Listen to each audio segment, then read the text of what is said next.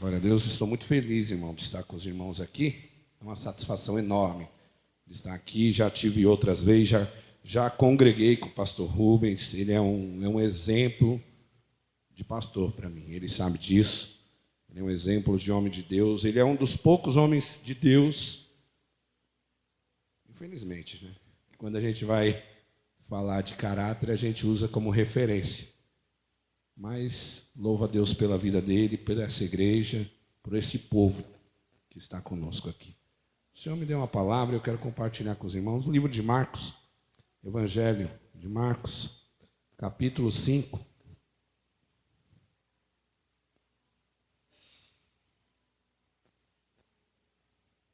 (19 e o 20). Louvado seja Deus. Quantos estão felizes com Jesus? Diga amém. Amém. Glória a Deus. Jesus, ele nunca decepciona ninguém, né, irmãos? Se tem uma coisa que eu aprendi nessa caminhada, é que por mais que ele diga não, e o não de Jesus é dolorido, viu?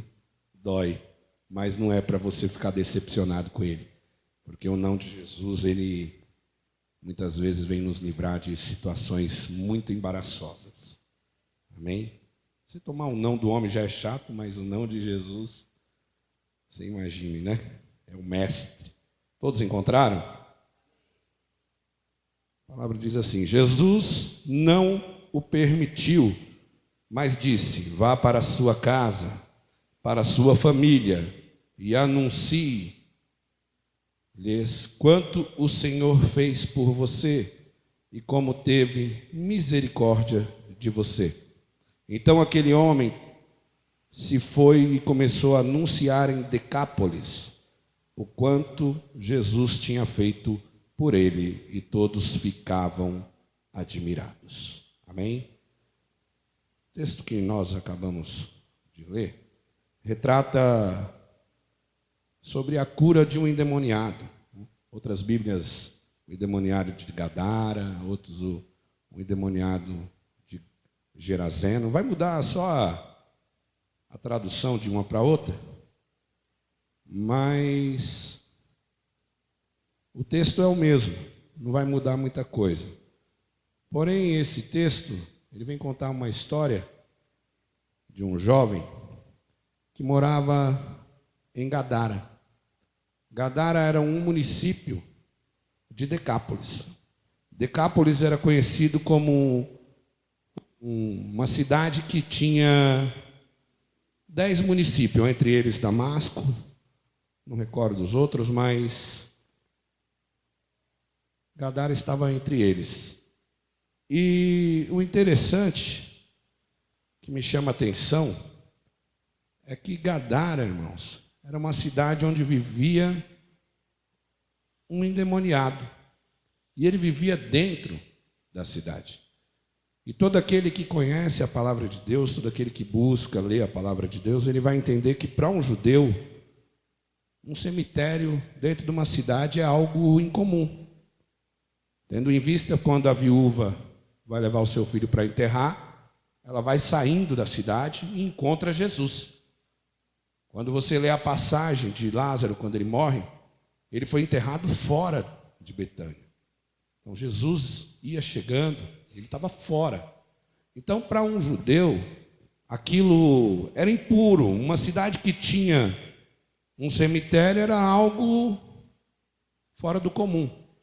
Então eu posso entender que essa era uma cidade que moravam alguns habitantes e tinha alguns endemoniados.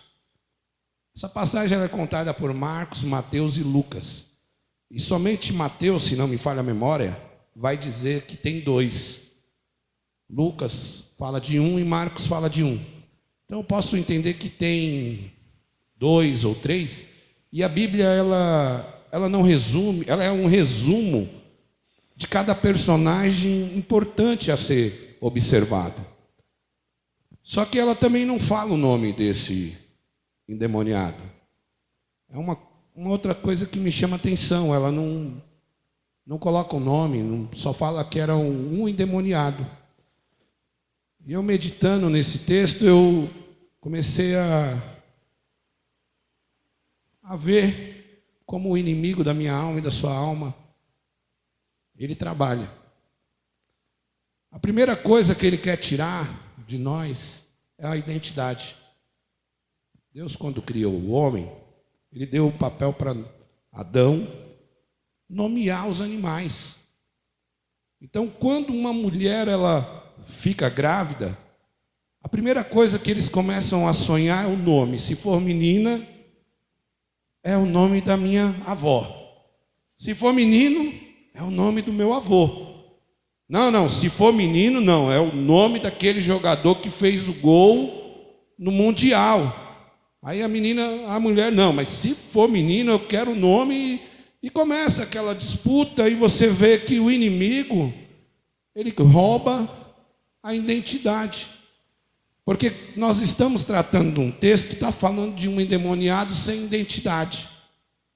De uma pessoa que ela era acorrentada, ela andava nua nos sepulcros, atormentando os vizinhos e trazendo escândalo para aquela cidade. E ninguém conhecia, ninguém sabia o nome dele. E eu imaginando assim, pensando comigo, eu falei, é a mesma coisa que o inimigo faz. Porque muitas vezes, irmão, você pergunta assim, você conhece aquele rapaz ali, o filho da irmã Maria? O nome dele é fulano. Talvez você vai falar, não, fulano eu não conheço. Não, mas é aquele que fica no bar ali, bebendo ali e se drogando, aquele lá eu conheço. Muitas vezes você não é conhecido pelo seu nome, mas é conhecido pela sua atitude, pela vida que você leva. Esse endemoniado, ele era conhecido como o endemoniado de Gadara, porque levava uma vida onde ficava atormentando no sepulcro à noite, talvez correndo pelado no meio da cidade ali. Agora você imagina o transtorno que ele causava para a cidade. E o interessante é que o endemoniado vivia num cemitério. E o cemitério fala de morte, irmão. O inimigo, ele não só queria a morte daquele homem.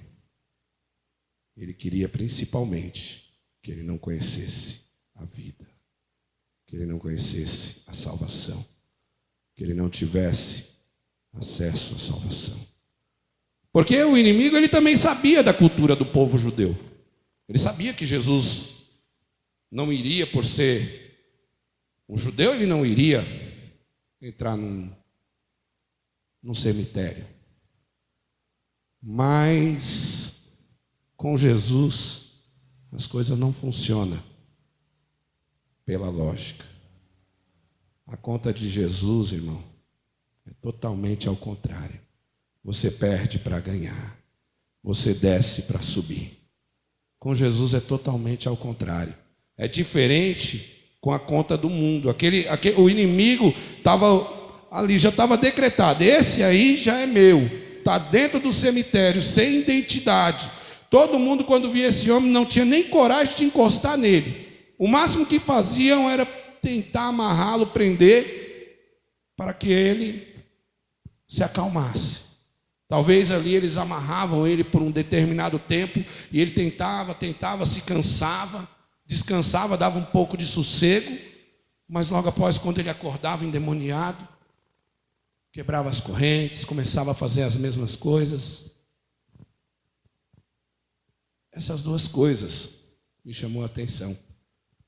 O inimigo rouba a nossa identidade. Quantos aqui, antes de conhecer Jesus, não tinham um apelido? Não era conhecido como eu mesmo, irmão. Eu tinha diversos apelidos. O mais legal de todos era o ursinho trambiqueiro. Esse era o melhor. Era o melhor. Ele roubava as identidades. Mas Jesus não. Jesus, ele muda o homem. Ele transforma o homem. Ele escreve o seu nome no livro da vida. Te dá uma identidade. Aqueles que olhavam para você começam a olhar você diferente. A lógica de Jesus é essa. Mas deixa eu voltar para o texto. Para que nós possamos entender esse texto, nós vamos ver que Jesus, naquela noite, ele disse para os discípulos: passamos para o outro lado do mar. Eu imagino, queridos, essa ordem de Jesus, e essa foi uma das ordens de Jesus que deu segurança para os discípulos, que outrora Jesus falou em uma outra passagem: ordeno vocês que passem para o outro lado, e Jesus não foi, causou um certo medo naqueles homens, por isso que é uma ordenança, e aqui ele diz: passemos, ele está colocando ele no meio, ele já trouxe uma segurança para os discípulos, mas porém naquela noite Jesus ele entra no barco e vai dormir. Diz a palavra de Deus que Jesus vai dormir, e eu imagino os discípulos. Nós já passamos muitas vezes, nós já atravessamos muitas vezes esse mar, a gente era pescador, nós conhecemos isso aqui, a gente estamos tão acostumados a fazer isso aqui que pode deixar Jesus dormir. Mas também diz a palavra de Deus que houve uma grande tempestade naquela noite. E a tempestade foi uma das maiores, que o barco pensou que ia afundar, e os discípulos começam a entrar em pânico, os discípulos começam um olhar para o outro e falam assim: mas o que está acontecendo? A gente sempre atravessa aqui esse mar e nunca aconteceu uma tempestade. Nós já tivemos tempestade grande, mas tão grande quanto essa, nós nunca tivemos. Nós temos que acordar o mestre, nós precisamos acordar o mestre. Agora eu imagino, irmão, Jesus sendo acordado por eles. E Jesus, não um Jesus que é autoritário, Jesus que é um Jesus que veio para libertar o homem. Um Jesus bacana mesmo, bem alegre, acordando e olhando para eles, falando assim: vocês fizeram tudo errado. Vocês fizeram tudo errado. Eu falei que nós íamos passar para o outro lado, mas por você querer tomar as decisões da sua vida, é que está essa tribulação. A Bíblia, quando diz: entrega o teu caminho ao Senhor, confia nele e ele tudo fará, está dizendo, é para você entregar, é para você confiar que ele vai fazer. Os discípulos, por conhecer de embarcação, por conhecer o percurso que ia fazer, se sentiram no direito de tomar a direção do barco, e Jesus vai para o fundo e vai dormir, deixar que aconteça.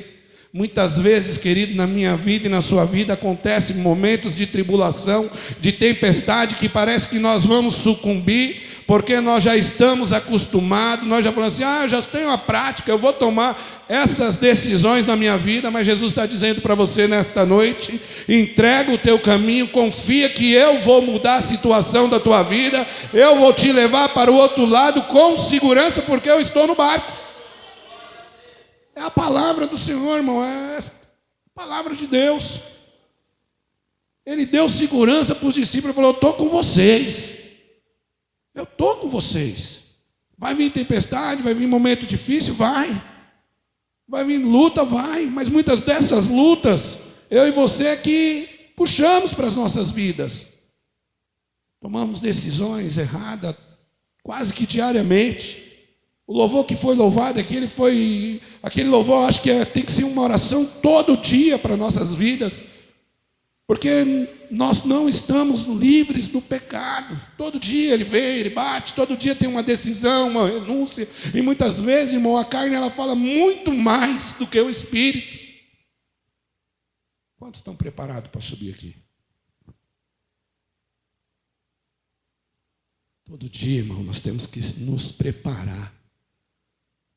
Todos os dias da nossa vida. É uma luta variante, é uma luta que sobe e desce. Você olha para Pedro falando com Jesus: eu estou contigo, eu não te largo, se precisar eu arranco a orelha de Malco. E outrora você vê Jesus olhando para ele: Pedro, você vai me negar antes que o galo cante 3 vezes. Pedro, um homem que subia e descia. Se você olhar a história de Pedro, você vai ver ele outrora lá em cima, outrora lá embaixo. Não é diferente da minha vida e da sua vida. Luta, provação. tem que enfrentar as lutas diárias, a tribulação que está aí fora, o mercado, o emprego. Mas Jesus está conosco. Mas o Senhor está no barco. E Ele dá a garantia que nós vamos chegar do outro lado. Agora eu imagino aqueles discípulos naquela embarcação indo para o território de Decápolis. E quando chega do outro, no meio da tribulação, quando Jesus acalma a tempestade, que Jesus, ele acorda e ele fala só com uma voz que é assim quando ele quer tratar comigo e contigo, querido. As coisas acontecem no meio da prova, da luta, onde você acha que não tem mais jeito. Ele fala, calma. E acalma. Passa. E você não consegue entender que é o Mestre trabalhando. Eu imagino agora aqueles discípulos ali olhando para Jesus. Jesus, qual que é o motivo desta tempestade? Para onde nós estamos indo? Para a Judéia? Para a Galileia? Para onde, Jesus? Para Belém? Para onde nós estamos indo? Jesus, nós vamos para o outro lado. Nós vamos para o outro lado. Eu imagino, irmão, aqueles discípulos, porque Jesus, hoje mesmo eu estava pensando comigo, eu falei, como o ser humano, eu vinha pensando justamente na igreja, justamente nesta igreja, eu conversando com o presbítero que trabalha comigo. Eu falei, o Senhor, Ele entrega um ministério para cada um. O Senhor, Ele tem a confiança para cada pastor tratar com um determinado povo. E muitas vezes nós, por nos achar religiosos e querer julgar os outros, nós acabamos de perder pessoas. Eu imagino que talvez se Jesus tivesse dito para aqueles discípulos que eles iam para Gadara, talvez algum teria já ficado no meio do caminho. Mas quando ele chega do outro lado, em Gadara, aqueles discípulos olham e falam, mas mestre, o senhor não está entendendo? Aí tem um endemoniado. A fama dele está correndo em todo lugar. Aí é uma cidade que tem um cemitério. E nós, por ser judeus, nós não podemos tocar em mortos, porque nós vamos ficar impuros, nós não vamos poder entrar no templo para adorar. Eu imagino Jesus olhando para eles, falando assim, ali tem uma alma que é preciosa para mim. Ali tem uma vida que é preciosa para mim. Ali tem uma vida que por ela eu passo tempestade, por ela eu atravesso o mar, eu vou à provação, eu vou em qualquer lugar por ela. E muitas vezes eu e você não queremos ir, meu querido. Muitas vezes eu e você não queremos ir, mas com Jesus Ele vai. Ele atravessa a tempestade, Ele atravessa as tribulações que for preciso por causa de uma alma. Imagina aquele endemoniado, que a palavra de Deus diz que o demônio leva até Jesus, e lá ele se prostra e começa um diálogo com Jesus, dizendo que queres comigo, ainda na minha hora. Jesus pergunta para ele, qual o seu nome? Ele diz legiões. Jesus ordena que ele saia. Jesus ordena que aqueles demônios que outrora oprimia aquele homem saísse e fosse para os porcos. E aquele homem, diz a palavra de Deus, que ele fica sentado com a veste nova. Olhe para o seu irmão e diga, Deus tem uma missão para você. Diga com convicção, Deus tem uma missão para você. Você pode acreditar que Deus tem uma missão por você. A palavra do Senhor diz no livro de Mateus 28, 19, diz assim, portanto, ide, fazei discípulo e pregai para todas as nações.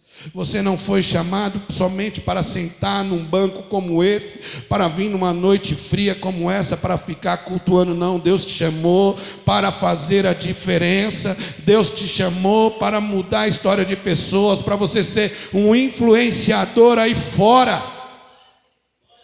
Olha o trabalho que Jesus teve, enfrentou toda a religiosidade por causa de uma alma. Por causa de uma alma. E muitas vezes, queridos, nós olhamos para essas vidas aí fora, olhamos com um olhar de julgamento, olhamos para alguns daqueles que nós olhamos com os nossos olhares críticos, porque aquele povo também olhava, e Jesus estava olhando ali e falou assim: eu estou vendo um missionário ali, eu estou vendo um missionário ali naquela cidade. Jesus, querido, ele não olha para como está a situação do homem naquele momento, ele consegue enxergar lá na frente como ele vai estar. Por isso que quando aquele homem chega diante de Jesus, Jesus expulsa os demônios, logo a palavra do Senhor diz que ele já se senta e já fica preparado, já querendo fazer a obra. Ali você vê um convertido, um novo convertido, cheio da vontade de pregar. É aqui que eu fico maravilhado com a palavra de Deus. Que aquele que ninguém dá valor, que está na boca de fumo se drogando, que está na Cracolândia, que está lá na praia, lá de surf, que está andando de skate, que está no pancadão, que muitas vezes hoje mesmo eu vinha me julgando, eu falei: Jesus, quantas vezes eu olhei e falei que esse movimento gospel aí de funk aí não é de Deus, porque nós só queremos colocar aquilo que é de Deus, aquilo que agrada a gente. E Jesus naquela noite ali, ele atravessou o mar com os discípulos, ele atravessou contra toda a religiosidade para salvar uma alma, para tornar missionário, para fazer um missionário. Ah, meu irmão, você não está entendendo não o que Deus está falando contigo nesta noite. Sabe aquele lá que está te perseguindo no serviço? Sabe aquele lá que mora do lado da sua casa e outra hora você queria até puxar pelos cabelos, queria sair na porrada com ele? Aquele lá que muitas vezes você passa por ele de carro e você olha para ele assim com os olhos até com raiva. O Senhor quer salvar ele e quer usar a sua vida. O Senhor quer salvar ele e quer usar a minha vida. É para isso que nós chamamos. É para isso que nós fomos chamados, para enviar as boas novas. Ao invés de nós ficar sendo comparado com eles, se nós não conseguir pregar com palavra, que nós possamos pregar com as nossas atitudes. Porque nós vemos esse homem aqui sendo liberto, nós vemos esse homem querendo fazer a obra, querendo: Jesus, eu quero ir contigo. Eu quero pregar, o Senhor mudou a minha vida, o Senhor transformou. O que aconteceu comigo aqui, outrora aqui eu era conhecido como um endemoniado de Gadara. Outra hora eu estava aqui atormentando todo mundo, andando pelado, mijando nas praças. E hoje eu quero pregar a tua palavra. É isso que é o sentido do Evangelho, a gente buscar aqueles que a sociedade outrora olhava e falava: não vai passar dessa semana, não vai chegar no final do mês, esse aí não vira o ano. Estão decretando morte. Leva vida, leva vida. Ah, mas eu quero pregar, eu quero ir contigo, Jesus, deixa eu ir no bar, deixa eu ir contigo, Jesus. A palavra do Senhor diz que a seara é grande, mas poucos são ceifeiros. Sabe o que Jesus diz para ele? Vai para a tua casa e anuncia quão grande foi a misericórdia. Irmãos, nós temos que pregar em tempo e fora de tempo, mas primeiramente para a nossa casa. O Senhor viu uma cidade decretada, cheia de religiosidade, sem salvação. Ele quebrou todo o protocolo, colocou um missionário e não deixou que aquele missionário saísse daquela pátria. Prega na tua casa, prega para os teus parentes, prega para os teus vizinhos, prega com as tuas atitudes. Irmão, você foi chamado, irmão, você foi escolhido. Irmão, as pessoas aí fora estão analisando a sua vida, irmão. E você tem a palavra nas tuas mãos. É para isso que eu e você fomos escolhidos. Para pregar a palavra, para levar as boas novas para as nossas famílias, para os nossos familiares, para aquele que nos persegue, para aquele que está, muitas vezes, irmão, no serviço, até nos caluniando, para aqueles que desacreditam do nosso Deus. É para isso que nós fomos chamados. É para isso que nós fomos escolhidos. para ser embaixador de Cristo. E Cristo, sabe qual que é a garantia que Ele que nos dá? Que se você atravessar as tempestades com Ele, vai ter vitória.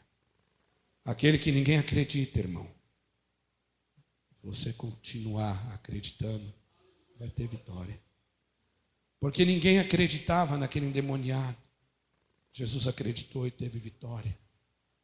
O Senhor, irmão, é quem nos garante a vitória. Essa que é a garantia. Essa que é a vontade que eu tenho de pregar o Evangelho.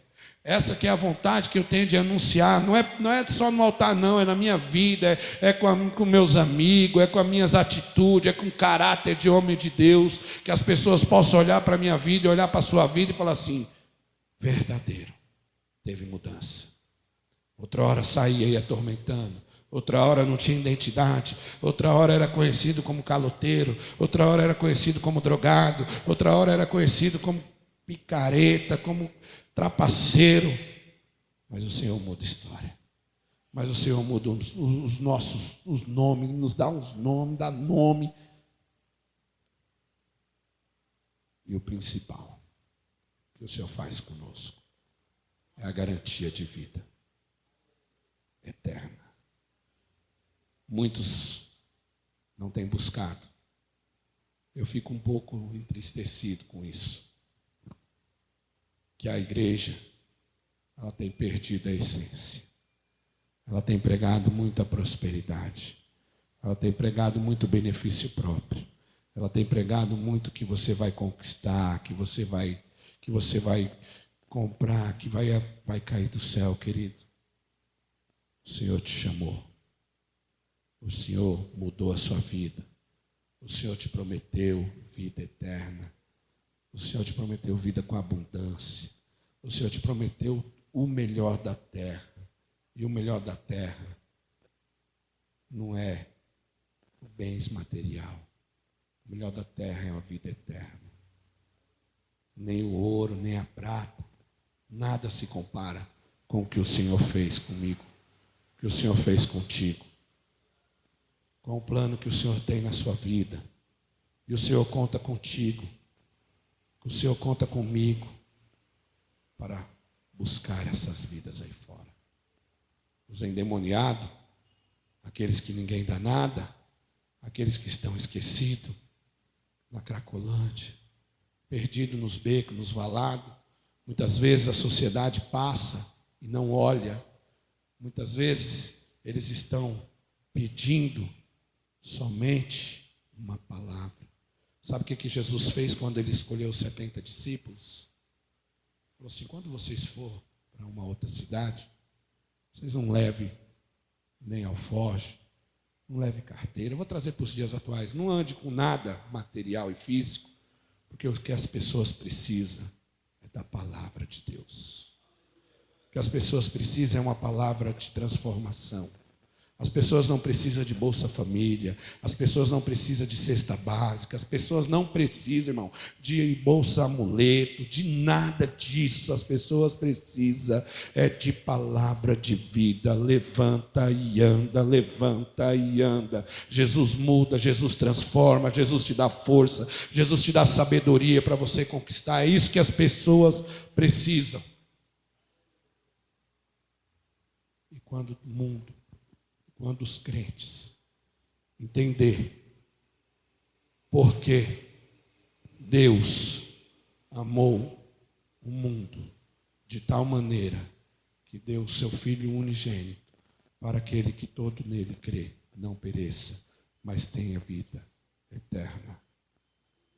Quando fala de mundo, fala de extensão. Deus ama quem te persegue. Deus ama quem está matando os cristãos lá no Afeganistão, na Síria. Deus ama os islâmicos. Deus ama os árabes. Deus ama os católicos. Deus ama os drogados. Deus ama aquele que muitas vezes nos engana. Ele amou a extensão, que é o mundo, de tal maneira que é uma profundidade tão grande que você nunca vai conseguir compreender. E esse povo aí fora, quando entender isso, o evangelho vai chegar aos 4 cantos. Deus ama essa igreja. Deus ama aquela igreja. Deus ama as outras igrejas que estão se fundando. E quando nós entender isso, que o evangelho é um corpo só, indiferente da placa, indiferente do povo, da cultura, mas todos vão morar no mesmo céu. Esse evangelho vai se expandir. Esse evangelho vai alcançar a minha família. Esse evangelho vai alcançar a sua família. Mas para isso, ele precisa de mim e de você. Amém? Essa foi a palavra que o Senhor me deu nesta noite para falar para os irmãos.